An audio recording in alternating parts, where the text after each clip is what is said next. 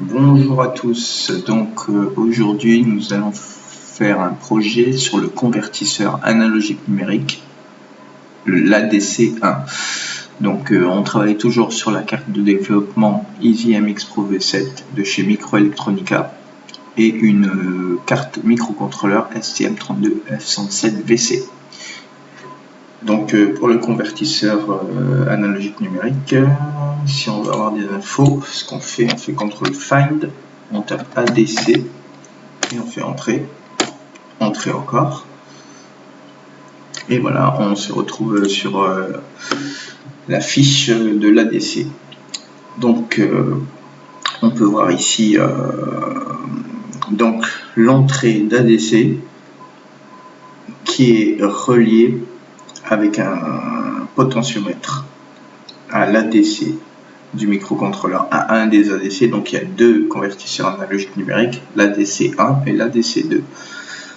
Donc ici on a le port C0, le port A6, le port A5, le port A4 et le port A3 qui correspondent chacun à des canaux soit de l'ADC1 ou de l'ADC2. Donc nous on va utiliser l'ADC1 et donc de mémoire, on va utiliser le port C0. Mais pour être sûr, on va aller dans la datasheet du microcontrôleur. On va faire CTRL FIND, pareil. On va chercher ADC1 et on fait entrer. Donc on voit bien ici, là. Donc on a deux convertisseurs analogiques numériques, l'ADC1 12 bits, l'ADC2 12 bits également. Et on a aussi un capteur de température. Ceci ce fera partie du projet d'après, si vous voulez. On pourra le faire, si vous voulez, vous demandez, vous pouvez le laisser en commentaire. Donc vous voyez, 16 ADC1 de input. Il y a 16 entrées pour l'ADC1 et 16 entrées pour l'ADC2. Donc, et ici on a la tension de référence. Sur la carte EasyMX Pro, la tension de référence, elle est de 1,8 V. Donc pour info. Donc si on continue, on tape sur entrée, encore entrée. Donc on parle du capteur de température, mais c'est pas le sujet du jour. On continue. Et là, on arrive voilà, sur le pin, la description des pins du microcontrôleur. Et donc, on voit bien ici le port C0 qui correspond à l'ADC 1 ou 2 input 10. Donc, c'est l'entrée 10 de l'ADC 1 ou 2. Donc, on va prendre l'ADC 1 input 10. Donc, maintenant qu'on a toutes les infos, on va ouvrir CubeMX, comme précédemment dans le projet pour paramétrer le port D. On va faire Start My Project from MCU Selector, donc pour choisir le microcontrôleur. N'oubliez pas qu'il vous faut une connexion internet pour pouvoir afficher toute la liste des microcontrôleurs. Donc on clique sur Access to MCU Selector. On attend que la liste se charge et afin de pouvoir trouver notre microcontrôleur, donc on va sélectionner notre microcontrôleur. Donc c'est le STM32F107VC. On est à 103, ici 107. On clique sur STM32F107VC. On vérifie STM32F107, 72 MHz, un ARM Cortex M3 avec 256 kilo-octets de flash. Donc c'est bien celui-là. Le package, on vérifie bien aussi que c'est un. Donc vous voyez que là c'est un LFBGA100. Donc c'est pas celui-là, c'est celui d'en dessous. Voilà, heureusement que j'ai vérifié. Donc le package c'est un LQFP100. Faut bien faire attention à ça, parce qu'il peut y avoir des différences de positionnement des pins sur chacun des packages. Donc on regarde, c'est bien un Cortex M3, 72 MHz, 256 kilo-octets de flash. On est OK, on fait Start Project. On attend que CubeMX nous affiche la page de paramétrage du microcontrôleur.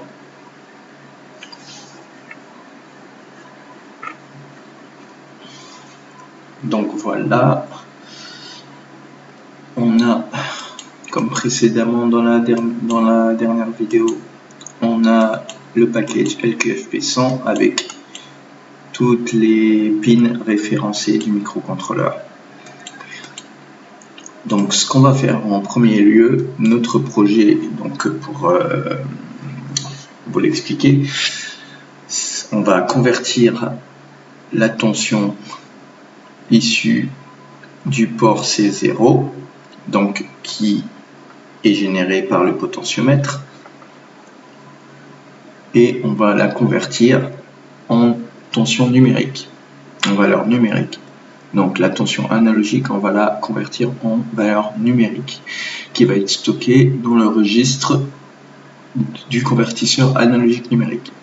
Et ensuite, ce qu'on veut faire, c'est afficher la valeur du registre du convertisseur sur le port D dans sa totalité. Donc la première chose qu'on va faire, on va paramétrer le port D en sortie.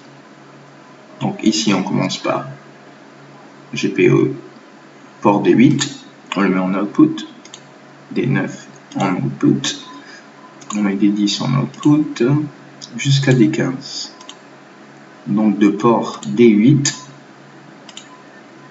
à port D15 ici. Et une fois, ici c'est le port D high, donc le registre des bits de poids fort, de port D8 à port D15. Et on va faire les poids faibles de port D0 à port D7. Donc le port D0, le port D1, on met tout en output.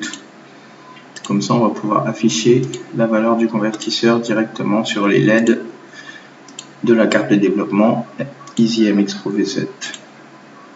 Donc port D6, port D7 en output. Donc on a bien nos bits de poids fort de port D0 à port D7 qui sont paramétrés en sortie, et nos bits de poids fort de port D8 à port D15 qui sont paramétrés en sortie. Et ce qu'on veut maintenant, c'est pouvoir paramétrer le port C0 pour l'entrée de convertisseur ADC1. Donc ce qu'on va faire, on va aller dans Analog, on fait ADC1, et vous vous rappelez que dans la datasheet c'était input 10. Vous voyez ici port C0 ADC1 ou 2 input 10. Donc on va choisir input 10, le canal entrée 10. Et vous voyez ici que le port C0 a été attribué au canal ADC1 input 10. Donc c'est parfait. Maintenant, ce qu'il nous reste à faire, et le plus important, c'est de paramétrer l'horloge du microcontrôleur. Donc on va dans System Core, RCC. On va activer le HSE, High Speed Clock. On met Crystal Ceramic Resonator, parce que si vous vous rappelez, sur notre MCU card, on a un quartz à 25 MHz. Donc là c'est bon, ça a été fait également. Les deux pins ici ont été attribués au quartz. Donc une fois que ceci est fait, on va dans Clock Configuration.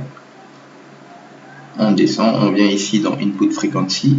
C'est ici qu'on va rentrer la fréquence du quartz. On met 25. On fait entrer. Ensuite on remonte l'arbre d'horloge, on vient ici, Prediv 1 source multiplexeur HSE, c'est bon. Prediv 1 à 1, c'est OK. On sélectionne Prediv 1. Ensuite, on a 25 MHz. On a un PLL multiplexeur multiplieur à 4. Ici, System Clock Multiplexeur, on fait PLL Clock. Et là, on a dépassé la fréquence des bus, on fait Resolve Clock Issues ici. Et maintenant on est à 72 MHz, on est tout bon, et on a un ADC qui est au maximum 12 MHz. ADC1, ADC2, ici 12 MHz, qui est sur le bus APB2. Donc ici on est bon, on retourne dans PIN-AOT configuration, on vérifie que tout est OK. Donc on a nos ports, notre port de sortie qui est bien configuré, on a notre entrée d'ADC qui est OK, on a un autre oscillateur ici, notre entrée de quartz qui est OK. Donc tout a l'air bon. On fait generate code, on donne un nom à notre projet, donc on va l'appeler ADC1 underscore test, mais vous l'appelez comme vous voulez. Vous vérifiez bien la localisation du projet qui doit être dans votre workspace. Le mien c'est STM32 HAL workspace, vous pouvez l'appeler à l'identique ou lui donner le nom que vous voulez. Application structure advanced, c'est OK. Alors toolchain IDE, ça c'est important. Excusez-moi. On va choisir True Studio. Car ensuite, une fois que le code sera généré avec la librairie HAL, on va aller coder l'affichage de la valeur du convertisseur analogique numérique sur le port D. Donc, une fois que ici on est bon, on fait code generator, on fait add necessary library files. Ici, generate files, on fait generate peripheral initialisation. Et ici, on est bon. On fait generate code. Et là, CubeMX nous génère le code pour l'IDE True Studio. Donc, on attend un peu que le code soit généré avec la librairie HAL et toutes les fonctions. Donc ici, the code is successfully generated under dans mon workspace. On fait close, on ferme CubeMX, on n'en a plus besoin. Ici, la datasheet, on n'en a plus besoin. Et la prochaine étape maintenant, ce sera de lancer l'IDE Atelier True Studio. Donc on lance l'IDE.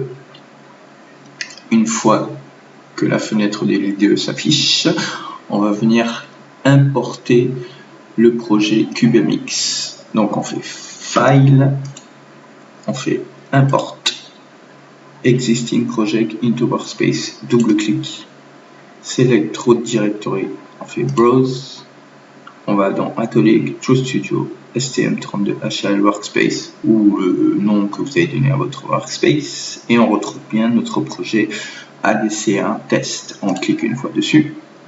Il est sélectionné là, on fait OK, on vérifie bien qu'il est coché ici, et on fait Fini. Voilà, notre projet est chargé dans l'IDE True Studio. On va pouvoir maintenant coder l'affichage de la valeur de l'ADC sur le port D.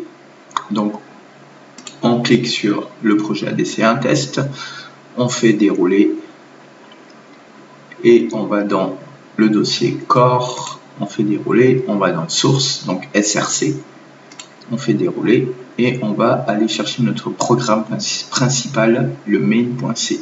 On fait double-clic et là on est sur notre programme principal. Donc on regarde un peu ce qu'il y a, on a les includes, main.h, adc.h, cpio.h. Donc là, ça a l'air bon.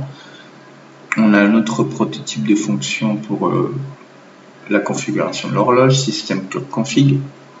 Et là, on rentre dans notre programme principal. On initialise l'API HAL. Ici, on initialise l'horloge. On initialise le port GPIOD. On initialise l'ADC1. Et notre code maintenant va s'exécuter dans la boucle infinie du microcontrôleur, le while 1 qui est ici, et on va utiliser des fonctions HAL. Donc ce qu'on fait, on va utiliser cette séquence. Donc on va appeler la fonction HAL ADC start. On va démarrer la conversion. On va faire HAL ADC pole conversion. Donc on attend la fin de la conversion. Ensuite, on stocke la valeur de ADC getValue dans la variable ADC value. On arrête le convertisseur avec HAL ADC stop. Ici, vous voyez qu'on écrit directement dans le registre du GPIO D. Donc, on fait GPIO D output data register égale ADC underscore value pendant 50 millisecondes avec HAL délai et on recommence la séquence au début.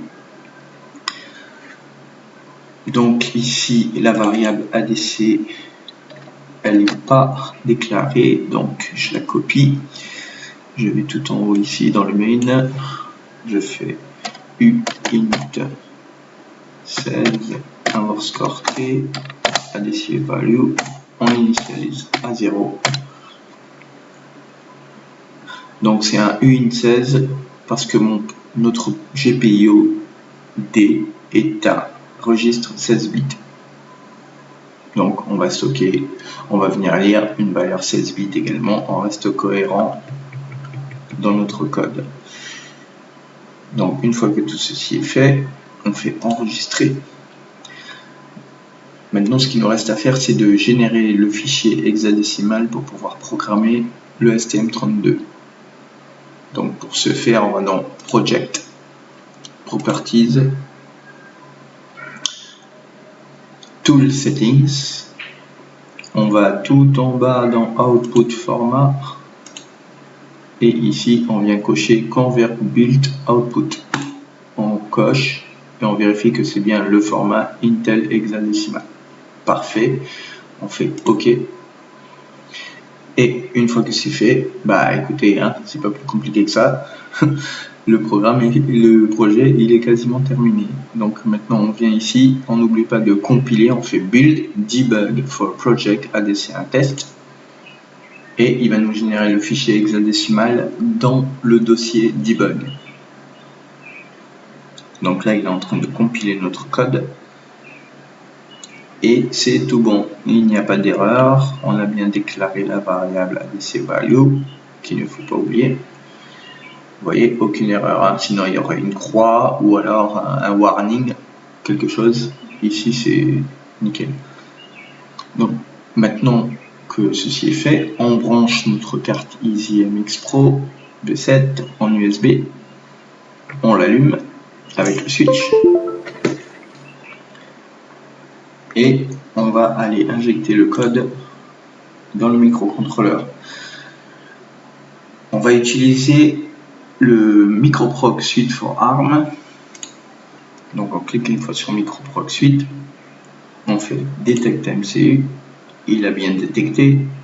Donc vous voyez en vert la STM32F1 Connectivity.